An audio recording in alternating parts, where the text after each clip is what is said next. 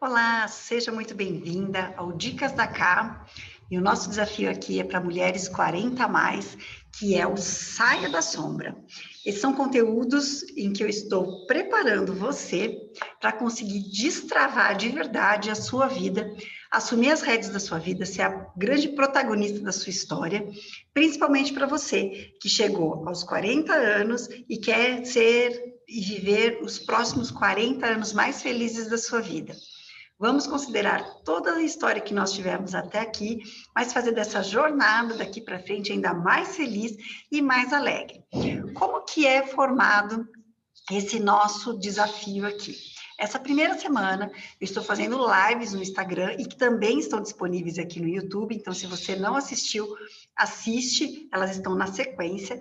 E os exercícios, eles estão sendo gravados, disponibilizados aqui no YouTube. Então, eu vou compartilhar aqui a minha tela com você para poder fazer o exercício de hoje, que é o primeiro exercício do Saia da Sombra. Então, o nosso programa, ele é direcionado para as mulheres com 40 anos ou mais, mas os homens são super bem-vindos e pessoas mais jovens do que essa idade, que querem ter mais autoconhecimento, ter mais ferramentas para trabalhar o seu dia a dia, também são super bem-vindos. Antes da gente começar o exercício, eu vou falar que o meu desafio aqui, o meu desafio pessoal, é te dar ferramentas para que você consiga fazer um autoconhecimento mais aprimorado e entender aquilo que está pegando de mais importante na sua vida e, enfim, conseguir levar a tua vida do jeito que você imaginou. Então, vão ser, no final, 21 dias para a gente assumir as rédeas da nossa vida. Mas essa semana é a semana preparatória, em que a gente vai buscar um pouquinho lá do comecinho para entender como a gente consegue usar essas ferramentas para já chegar no desafio chegando, tá? Então, nós temos basicamente esses objetivos do curso, né? Que é conhecer as nossas crenças, saber como quebrá-las, para assumir, enfim, as rédeas da nossa vida e sair das sombras dos nossos relacionamentos. E quando eu falo sair da sombra, não é só sair da sombra de um relacionamento afetivo, um relacionamento amoroso, mas a gente sai da sombra da empresa em que a gente trabalha, da nossa família, dos nossos vizinhos, da nossa comunidade, às vezes até da nossa comunidade da religiosidade, que muitas vezes a gente vive à sombra dessa comunidade e nem sempre está trazendo a felicidade completa que a gente quer. Tá? Então, a gente trazendo aqui, eu já publiquei para vocês, a gente precisa assumir as responsabilidades das nossas escolhas, e aí sim a gente consegue assumir e ter a posse dos nossos talentos, né? A gente tem que chegar de viver só o personagem de boa moça, de boa mãe, e eu falei muito sobre isso na live de hoje no Instagram, que também está disponível aqui no YouTube. A gente precisa ser a gente mesmo e entender quem nós somos. Esse é o ponto. E a gente precisa parar de viver o sonho dos outros. A gente precisa conhecer, entender e viver os nossos próprios sonhos. Você conhece os seus sonhos? Você sabe o que você quer de verdade da sua vida? Né?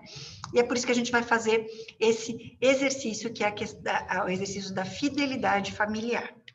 Então, o que a gente vai fazer? É muito simples, mas eu vou sugerir que você faça isso no papel, tá? Anote esse caderninho aqui, é o caderninho meu especial, que tem até o meu nome, em que eu acabei de fazer esse exercício de novo. Eu sempre faço esse exercício porque eu gosto muito dele, e é engraçado que ele vai mudando aos poucos, tá? Então, o primeiro ponto que a gente vai fazer é descrever as suas características de quando você era criança.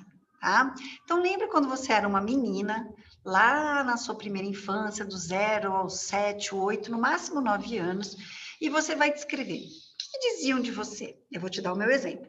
Diziam que eu era calma, tranquila, que eu era uma criança chorona, que eu era meio estabanada, né? E que eu era muito estudiosa. Então, isso era o que diziam de mim. O que eu pensava de mim mesma? Eu pensava que eu era medrosa, que eu não tinha capacidade para dar conta das tarefas que me davam, que eu precisava me esforçar muito para conseguir chegar em algum lugar. Então, eu estudava muito, mesmo no primário, né, no pré, no primeiro ano, que naquela época se chamava assim, eu era uma criança que achava que se eu não me dedicasse muito, se eu não prestasse muita atenção, como eu era estabanada, que as pessoas falavam assim de mim, eu achava que eu não ia dar conta. E quem eram os meus amigos, né? Apesar de eu morar numa rua que a gente brincava na rua, a gente se divertia na rua, eu não me sentia com muitos amigos. Eu tinha 2 amiguinhas que eu gostava muito, gostava demais, mas eu tinha uma relação com elas de que eu precisava me esforçar muito para ser aceita por elas. Uma tinha uma condição financeira melhor que a minha, então eu me sentia muito inferiorizada em relação a ela, e a outra, muitas vezes eu convidava ela para ir na minha casa, e ela dizia que ela não queria ir, e isso me machucava muito, eu lembro de chorar muito para ter a amizade dela, para ter ela dentro da minha casa, para ter a amizade dela. Então, essas são características muito importantes sobre o meu inconsciente, informações que ficaram registradas sobre a minha infância. Beleza? Faça essas suas anotações e dá uma olhadinha aí no que sai, no que surge. Se você tiver dificuldade para lembrar da sua criança, faça o exercíciozinho de fazer uma respiração em 4 tempos, que a gente chama. Respirando, contando até 4, segura até 4, solta contando até 4 e fica no vazio contando até 4. Faça umas 5 vezes essa repetição, que aos poucos essa memória ela vai surgir, tá? Bom, na sequência você vai fazer um outro exercício e é legal que é nesse aqui que eu faço, ele muda, tá? Você é uma heroína, né? Você pensando na sua heroína, na sua mulher de hoje, né? Como ela seria? Você pode pegar personagens aí já criados, tipo Mulher Maravilha, Mulher Gato, quem mais? Na minha época tinha a Isis Poderosa, que é muito mais essa imagem que está aqui para você ver no meu computador, né? Ou então você pode criar na sua própria cabeça, tá? Então você tem que pensar quais são as características físicas dessa sua heroína.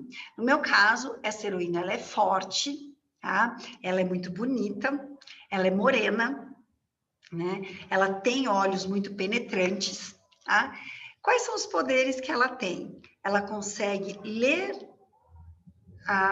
os sentimentos e as sensações das outras pessoas. Ela é muito decidida. Ela toma decisões sobre a sua vida e também a vida dos outros, né? Qual que é a missão dessa heroína? A missão dessa heroína é proteger, é ajudar, é levar mais mulheres para suas guerras interiores. É em busca desse feminino que a minha heroína busca, ela luta, ela protege as mulheres, né? E onde ela viveria? No meu caso, ela viveria num mundo em que as mulheres passam a ter mais afinidade com o seu feminino, e como se fosse assim um castelo em que juntas elas conseguem se entender mais e viver menos em competição. Elas se ajudam para poder transformar o mundo num lugar melhor. Tá? Essa é a minha descrição. Agora busca a sua descrição. Como seria a sua heroína? Tá? E aí a gente vai para a parte do exercício que é mais legal, que é a gente fazer uma comparação dessas 2 figuras, né? Então, o que elas têm em comum? Daquela menininha em que você se viu e a mulher de hoje.